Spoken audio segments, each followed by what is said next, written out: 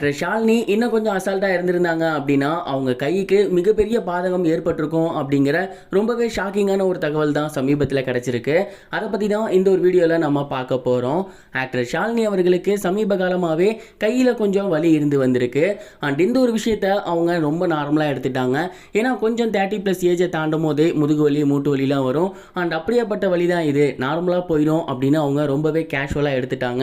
ஆனால் அந்த ஒரு பெயின் அப்படிங்கிறது ரொம்பவே அதிகமாக இருந்து வந்துட்டு இருந்திருக்கு. அண்ட் இந்த ஒரு விஷயத்தையுமே அவங்க அஜித் சார்கிட்ட சொல்லியிருக்காங்க. அஜித் சார் ஸ்டார்டிங்லேயே ஹாஸ்பிட்டல் போகலாம் அப்படின்னு சொல்லியிருக்காரு. ஆனால் இவங்க அதை நான் தடுத்திருக்காங்க. அண்ட் அதுக்கப்புறம் ரொம்பவே முடியாமல் போனதுக்கப்புறம் தான் அவங்க ஹாஸ்பிட்டல் போய் பார்த்துருக்காங்க.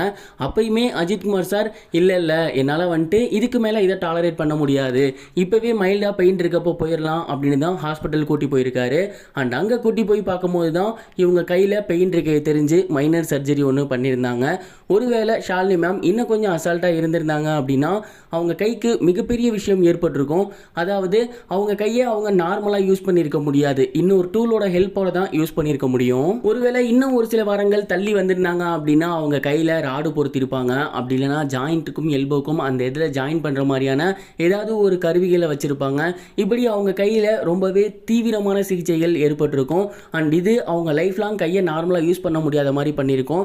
தக்க சமயத்தில் அஜித்குமார் சார் மைல்டாக வலி இருக்கப்பே நம்ம போகலாம், ஸ்டார்டிங்லேயே பார்க்கலாம் அப்படின்னு சொல்லி உடனடியாக இந்த ஒரு விஷயத்தை பண்ணியிருந்தாரு. ஒருவேளை அஜித்குமார் சாரும் இதை நார்மலாக எடுத்துகிட்டு விட்டுருந்தாரு அப்படின்னா மிகப்பெரிய ஒரு சீரியஸ் இஷ்யூவாக இந்த ஒரு விஷயம் மாறி இருக்கும். அண்ட் இந்த ஒரு விஷயம் சமீபத்தில் ஒரு சில டாக்டர்ஸால் சோசியல் மீடியாவில் சொல்லப்பட்டிருந்துச்சு. அண்ட் இதை பார்த்ததுக்கப்புறம் நிறைய பேர் நமக்கும் இந்த மாதிரி இருந்தால் உடனடியாக போய் பார்க்கணும் அப்படிங்கிற மாதிரி சொல்லி வந்துட்டு இருக்காங்க. இந்த ஒரு விஷயத்தை பற்றி நீங்கள் என்ன நினைக்கிறீங்க?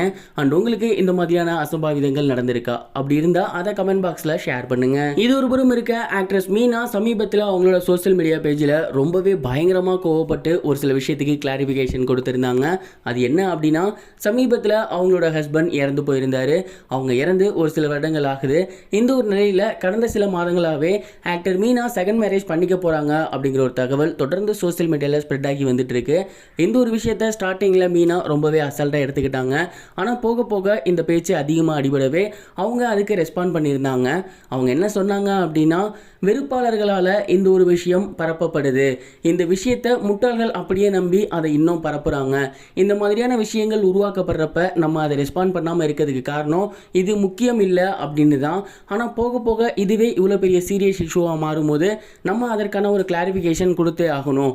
அதனால தான் இப்படி ஒரு விஷயத்தை நான் பண்ணியிருக்கேன். இதுக்கப்புறம் இந்த மாதிரியான விஷயங்களை நம்பாதீங்க, இது எல்லாமே ரூமர்ஸ் அப்படின்னு ரொம்பவே காட்டமாக பேசியிருந்தாங்க. இது வரைக்கும் கனெக்டிங் டிவிக்கு சப்ஸ்கிரைப் பண்ணனா மறக்காமல் சப்ஸ்கிரைப் பண்ணிக்கங்க.